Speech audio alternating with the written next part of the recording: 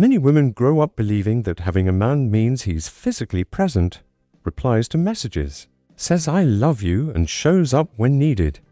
But in truth, the deepest form of connection isn't something you can see, you feel it. Carl Jung taught that real bonds aren't created on the surface of desire, but in the quiet roots of the unconscious.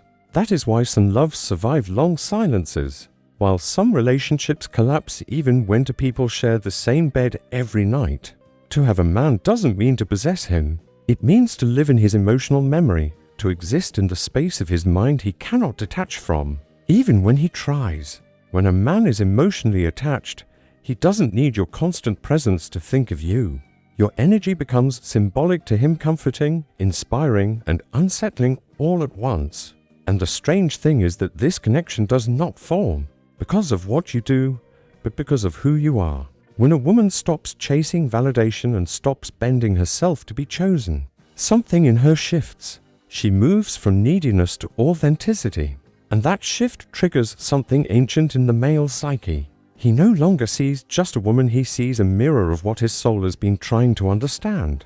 Jung explained that deep love isn't a meeting of personalities, but of unconscious minds that recognize each other without words. When a woman reaches this silent resonance, she becomes unforgettable, not because of beauty or charm, but because she awakens a part of him he never knew was sleeping. This awakening brings confusion, fear, longing, and contradiction. But by then, it's too late. The connection has taken root. At that moment, you truly have him not because he is with you, but because his unconscious seeks you even in your absence. And even if he denies it or distracts himself, part of him always returns. That is the silent force of psychological love. It isn't earned through pleasing, convincing, or performing. It rises from presence, alignment, and energy, and once it forms, his mind and heart enter a cycle he can no longer control. So, before you try to hold on to a man, ask yourself whether you're acting from fear or from your true center. Because when you live from your inner steadiness, there is nothing to prove. You attract without effort. You connect without chasing. You have him not when he stays beside you, but when his soul can't forget you. A man doesn't fall in love. When he decides to, he falls when something inside him surrenders without logic. Jung called this the activation of the anima, the feminine essence within him. That awakens only when he meets a woman who reflects his inner truth. This activation doesn't happen with everyone. It happens with the woman who makes him feel seen without pressure, valued without expectation, and understood without losing himself. When this unconscious process begins, he feels a strange blend of desire, fear, vulnerability, and protectiveness. He thinks of her in random moments, remembers her voice, senses her presence even when life pulls them apart. That is the first sign of inner surrender. Jung said every man carries an inner feminine archetype, and when a woman embodies that symbol, even unintentionally, she awakens the part of him that has long been silenced. His ego resists, but his soul leans forward. The more he tries to rationalize it, the deeper the bond grows, because the unconscious listens only to resonance. This surrender rarely happens through dramatic gestures. It happens in silence, in a look that lingers, in the peace he feels in her presence. His breathing shifts. His tone softens, his defenses melt without permission. These tiny reactions are the body's confession. I recognize her. True emotional bonding isn't triggered by beauty, passion, or intensity. It happens when a woman's authenticity makes him feel safe enough to be his real self. When he realizes her silence isn't punishment, her presence isn't conditional, and her love doesn't demand performance. His unconscious begins to associate her with emotional home. That is the difference between temporary attraction and deep attachment. A woman who is rooted in her essence becomes a man's anchor, not because she clings, but because she stays true to herself. And when both drop their masks, even briefly, their souls recognize each other.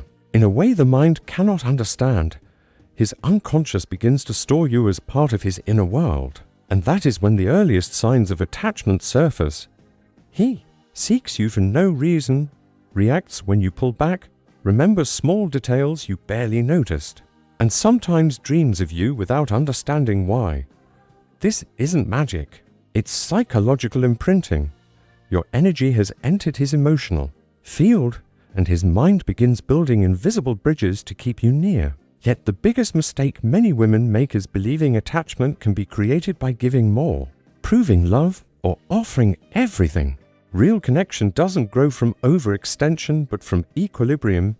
You give without losing yourself, love without begging, share without draining your own reserves, and in that balanced state, you become his most powerful emotional symbol. A man does not bond with what overwhelms him or with what worships him, but with what steadies him. When you awaken that quiet peace inside him, when his soul feels it can rest in your presence, nothing else is needed. True love doesn't announce itself loudly, it lingers, felt even in silence. And here begins the paradox of detachment, the strange psychological turning point where the less you reach, the more he leans toward you. This paradox is one of the most misunderstood dynamics in love psychology. The more you chase, the more he unconsciously withdraws, but when you let go calmly, his energy begins to move toward you. Jung explained that the human psyche operates in polarities: attraction and avoidance, desire and resistance. When a woman acts from fear or neediness, she activates his instinct to distance himself. But when her energy becomes grounded, free and self-contained, something in the male unconscious shifts. He loses the illusion of control over how she makes him feel, and that loss pulls him closer with unexpected intensity. Detachment is not coldness, it is emotional maturity. It is loving without clinging, wanting without demanding, caring without collapsing into fear. When a woman stops begging for reassurance and returns to her own center, the male unconscious senses the change instantly. Mystery replaces predictability, and his curiosity awakens when he can no longer assume your presence or rely on your constant availability. A subtle psychic tension forms, one that compels him to reconnect. This isn't manipulation, but the natural behavior of desire. Jung believed that the soul yearns for what it cannot entirely grasp, and your calm distance creates that yearning. In this silence, he feels you more intensely than he ever did through constant messages or reassurance. Your absence becomes louder than your presence because he can no longer be certain you are waiting. That uncertainty awakens a primal emotional response, the instinct to pursue what feels meaningful. Emotional detachment, when rooted in self-love rather than pride, creates a high-frequency energy that draws him in effortlessly. You stop reaching and he begins to reach. You stop proving and he begins to question whether he might lose you. This shift restores balance to the connection, healing the dynamic that breaks when one person gives too much and the other gives too little. When you return to yourself, he not only comes back, he sees you differently, not as someone waiting for him, but as someone he's afraid to lose. At this stage, the signs that you have him emotionally begin to reveal themselves, not through declarations but through shifts in his behavior. He may say he isn't ready for anything serious, yet he seeks you constantly, unable to handle the idea of losing the connection. This contradiction is not confusion, it is unconscious attachment. The soul responding before the mind is prepared to admit the truth. He starts remembering tiny details, things you mentioned casually, because you've become part of his emotional landscape. You live in his thoughts even when he tries to distract himself with work or routine. He reaches out for no reason to feel your presence. Silence becomes uncomfortable for him because it threatens the bond he no longer wants to risk. His vulnerability surfaces, and he shows you fears he hides from everyone else. Even his jealousy, the shift in his eyes when another man appears, reveals that he sees you as part of his world right now. And this is the love Jung would call destiny, the kind that rises not from hunger but from the quiet recognition of two souls meeting at the right frequency. This does not mean he is ready to admit what he feels or step fully into commitment. Often a man needs time to accept the depth of his own emotions, but the truth sits there beneath everything. His soul has surrendered long before his mind can name it, and you will sense it without a single word. The way he watches you, reaches for you, or even avoids you reveals more than any promise he could make. The unconscious has no talent for lying. When he has absorbed you into the inner spaces of his being, silence becomes its own confession. He may not speak, but his energy exposes him his soul has already chosen you. This is where many women unknowingly shake the foundation of the connection. The moment they feel a man leaning in emotionally, they rush to secure it, seeking reassurance, labels, guarantees, anything that confirms what they feel. Yet paradoxically, that very grasping suffocates the bond. Jung taught that true love grows in the sacred tension between I and you, in the dance between closeness and individuality. When one dissolves into the other, the connection shifts from intimacy to dependency. That is why your real power, once he is already emotionally tied to you, is in resisting the urge to hold on too tightly. It sounds backward, but the male unconscious deepens its bond through mystery, through the unspoken awareness that he cannot entirely possess you. When he senses even subtly that losing you is possible, his emotional energy stays awake. This isn't manipulation, it is simply how desire works in the psyche. Never offer all of yourself at once, even when he has revealed his heart.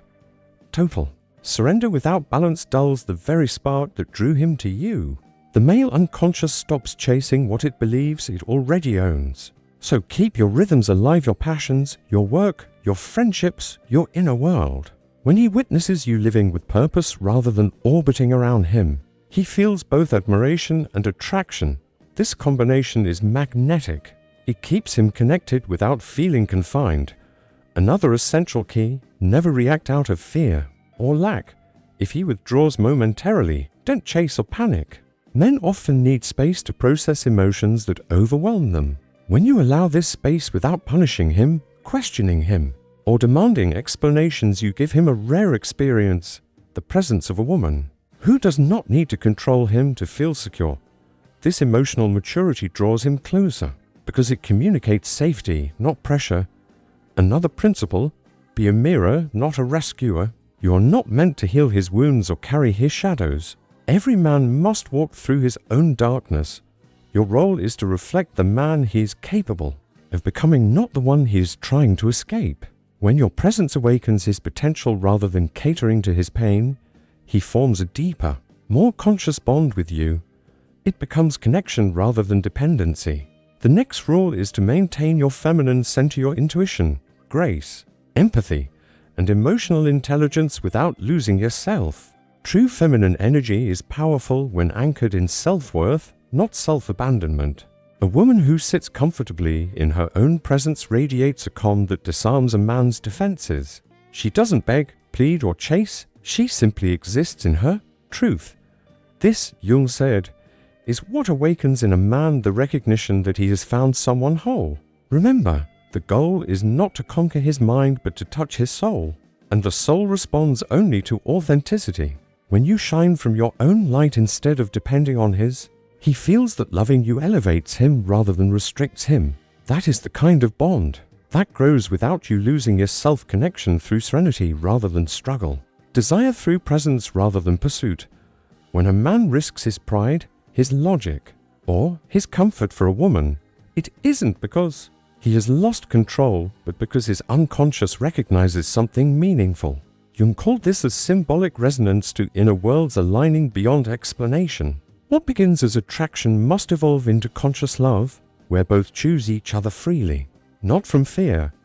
The woman who inspires this is the one who knows herself, who integrates her own shadows, who loves without abandoning her individuality. And so, when he hesitates, speaks, or falls silent, don't search his words for clarity, search his energy.